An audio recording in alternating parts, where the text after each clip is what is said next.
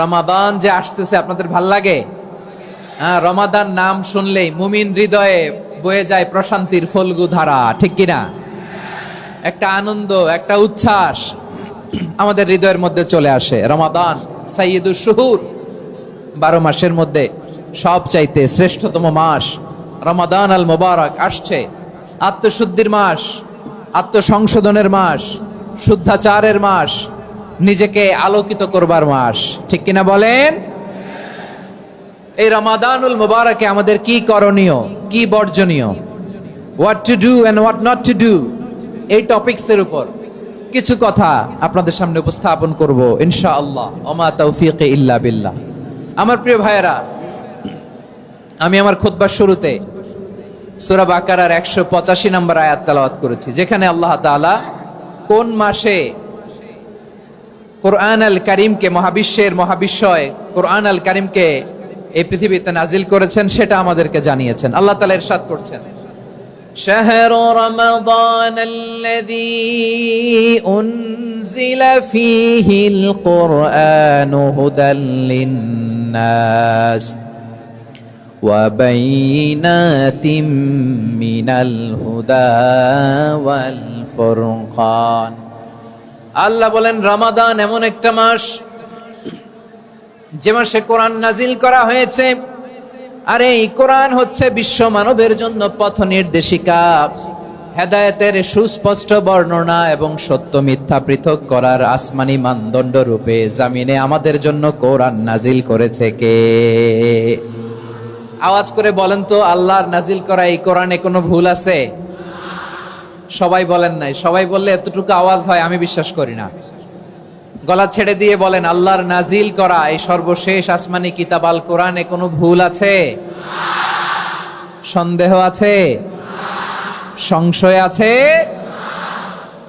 Beyondless, boundless, bottomless এমন কিতাব যেটা পড়ে গবেষণা করে এর তথ্য, উপাত্ত, ইনফরমেশন, লেসন নিয়ে শেষ করা যায় না। সুবহানাল্লাহ। আল্লাহ বলেন, এই কোরআনকে আমি রমাদানে নাজিল করেছি, যেটা বিশ্ব মানবের জন্য পথ নির্দেশিকা। এতে আছে হেদায়েতের সুস্পষ্ট বর্ণনা আর সত্য মিথ্যা পার্থক্য করার মানদণ্ড, কোনটা সত্য কোনটা মিথ্যা এটা কোরআন দিয়ে ডিফারেন্সিয়েট করা যায়। কোরআন হচ্ছে ফুরকান, to differentiate between right and wrong. কোনটা সত্য, কোনটা মিথ্যা, কোনটা ভুল, কোনটা নির্ভুল, এটা কোরআন দিয়ে যাচাই করা যায়। চিল্লায় বলেন ঠিক কিনা?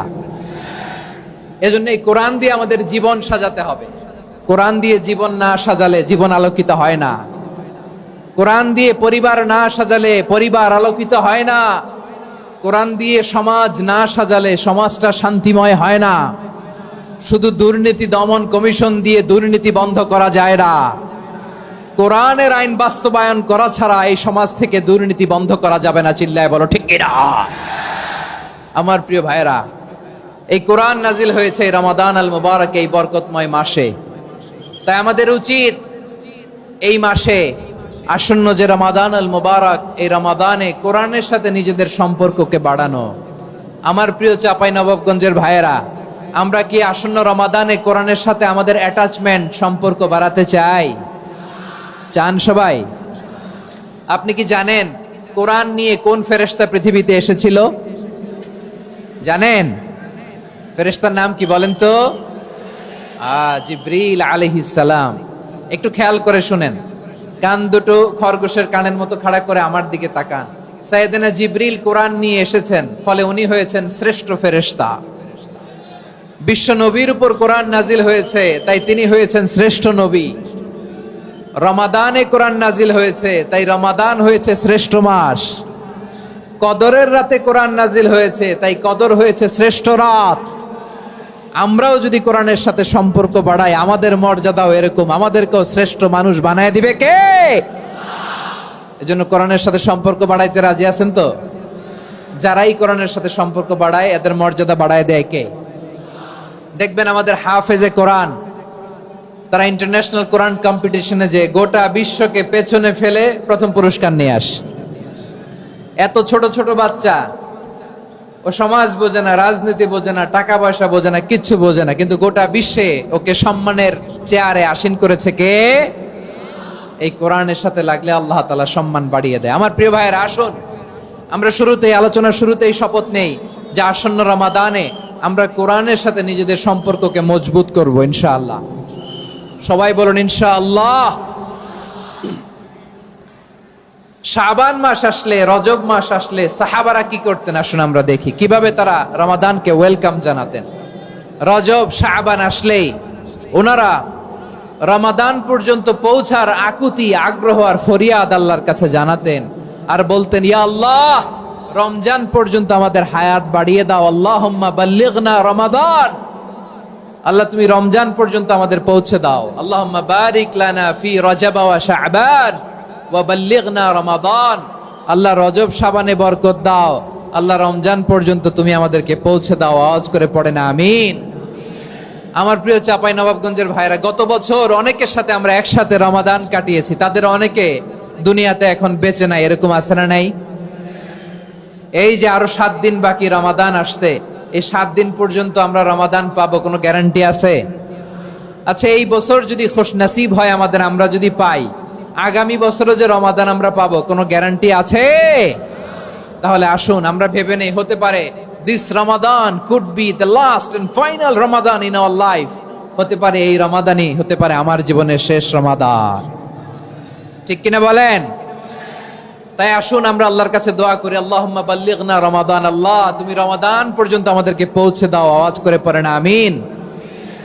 ইবনু রাজব আল হাম্বলি লাতাইফুল মাআরিফের মধ্যে লিখেছেন, সাহাবারা ওনারা রমাদান কেন্দ্রিক, আমাদের সালফে সালেহিনরা রমাদান কেন্দ্রিক জীবন কাটাতেন। ওনারা রমজান আসার 6 মাস আগে আল্লাহর কাছে দোয়া করতেন, আল্লাহ রমজান পর্যন্ত পৌঁছে দাও। রমজান চলে যাওয়ার পরে বাকি 6 মাস আল্লাহর কাছে দোয়া করতেন, আল্লাহ এই রমাদানে যে ইবাদত করেছি, ইবাদত গুলো তুমি কবুল করে নাও। সুবহানাল্লাহ। তাহলে পুরো বছর রমাদান কেন্দ্রিক জীবন। রমজান আসার আগে 6 মাস দোয়া করতো, আল্লাহ আমরা যেন রমজান পাই। রমজান চলে যাওয়ার পরে বাকি 6 মাস বলতো, আল্লাহ রমজানে যে ইবাদত করেছি এগুলো তুমি কবুল করে নাও। সুবহানাল্লাহ। আবার এই শাবান মাসে আল্লাহর হাবিব সাল্লাল্লাহু আলাইহি ওয়াসাল্লাম সবচেয়ে বেশি রোজা রাখতেন। কানা ইয়াসুমু শাবানা কুল্লাহ, সবচেয়ে বেশি রোজা রাখতেন শাবান মাসে। ওয়া কানা ইয়াসুমু শাবানা ইল্লা কলিলা, শাবানের অল্প কয়েকদিন ছাড়া পুরো শাবানটাই বিশ্বনবী রোজা রাখতেন। সুবহানাল্লাহ পড়েন। এই শাবানে আপনারা রোজা রাখছেন তো? রাখছেন? আল্লাহ তুমি কবুল করো, আমরা সবাই পড়ি আমিন। মাইকের সাউন্ডটা একটু উইক মনে হচ্ছে, একটু স্ট্রং করতে হবে সামান্য। মাইক অপারেটর যিনি আছেন একটু স্ট্রং করবেন, আমার শাউট করে কথা বলা লাগতেছে, একটু স্ট্রং করবেন মেহেরবানি করে, মাইকের সাউন্ডটা একটু স্ট্রং করবেন। প্রিয় ভাইয়েরা, এই শাবান শেষে আমাদের মধ্যে আগমন করবে রমাদান, এবং এই রমাদানুল মুবারক আল্লাহ তাআলা আমাদের জন্য সিয়াম ফরজ করেছেন। কি ফরজ করেছেন? তিনি সূরাতুল বাকারার 183 নম্বর আয়াতে ইরশাদ করছেন, রাব্বুল আলামিন বলেন, ইয়া আইয়ুহাল্লাযীনা আমানু কুতিবা আলাইকুমুস সিয়ামু কামা কুতিবা আলাল্লাযীনা মিন ক্বাবলিকুম লাআল্লাকুম তাত্তাকুন। আল্লাহ বলেন, ও বিশ্বাসীরা শোনো শোনো, তোমাদের জন্য সিয়ামকে ফরজ করা হয়েছে, ঠিক যেমন ভাবে তোমাদের পূর্ববর্তী উম্মতদের উপরও সিয়ামকে ফরজ করা হয়েছিল, লাআল্লাকুম তাত্তাকুন, যাতে করে তোমরা সবাই মুত্তাকি হতে পারো। সুবহানাল্লাহ বলেন, যাতে করে তোমরা আল্লাহ সচেতন হতে পারো।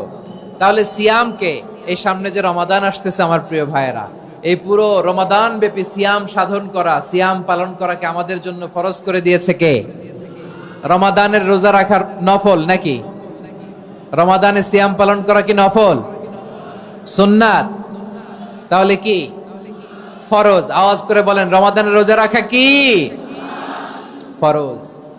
এটা শুধু আমাদের উপরই ফরজ না, আমাদের আগে যত জাতিগোষ্ঠী এই পৃথিবীতে এসছে সবার উপরে সিয়াম পালনকে ফরজ করেছে কে? সবার উপরে আল্লাহ তাআলা সিয়াম পালনকে ফরজ করেছিলেন। তবে ধরনটা ভিন্ন ছিল, এক এক জাতিগোষ্ঠীর জন্য এক এক ধরনের ছিল। আমাদের জন্য সিয়াম ফরজ টানা 1 মাস 30 দিন বা 29 দিন। কোন কোন উম্মতের উপর 30 দিন না, মাত্র 3টা রোজা ফরজ ছিল। কয়টা? আওয়াজ করে বলেন। আপনাদের কি মনোযোগ আছে না গেছে? মনোযোগ আছে?